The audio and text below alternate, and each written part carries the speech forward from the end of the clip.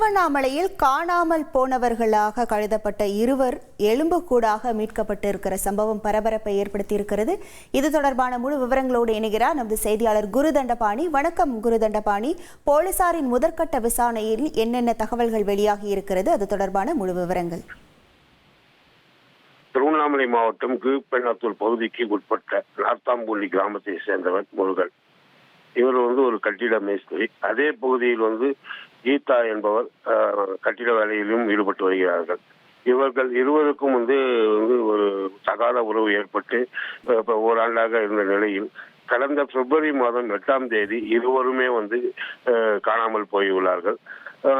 இந்நிலையில் கடந்த 2 மாதங்களுக்கு அடுத்து தற்போது நாத்தாம்பூண்டி ஏரி பகுதியில் 20 உடல்கள் எலும்புக்கூடாக இன்று கண்ட நிலையில் இது குறித்து பொதுமக்கள் காவல்துறையினருக்கு தகவல் அளித்த நிலையில் அங்கு வந்த காசாப்பாக்கம் காவல்துறையினர் அங்கு இருந்த உடைமைகள் மற்றும் அவர்களது செருப்புகள் உள்ளிட்டவற்றை அடையாளம் கண்டு உறவினர்கள் மூலம் அடையாளம் கண்டு இறந்தவர் முருகன் மற்றும் கீதா என்பதை கண்டறிந்தனர்.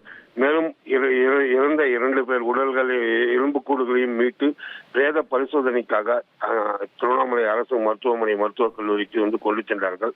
மேலும் இந்த சம்பவம் குறித்து காசாப்பாக்கம் காவல்துறையினர் வழக்கு பதிவு செய்து இறந்தவர்கள் தற்கொலை செய்து கொண்டார்களா அல்லது கொலை செய்யப்பட்டார்களா என்ற கோணத்தில் காவல்துறையினர் தீவிர விசாரணை மேற்கொண்டுள்ளார்கள். கடந்த 2 மாதங்களுக்கு முன்பாக காணாமல் போன 2 பேர் எலும்புக்கூடாக ஏரியில் மீட்ட ஒரு நிகழ்வு அந்த பகுதியில் மிக பெரும் பரபரப்பை ஏற்படுத்தியுள்ளது. செய்திகளை உடனுக்குடன் தெரிந்து கொள்ள உடனே சப்ஸ்கிரைப் பண்ணுங்க.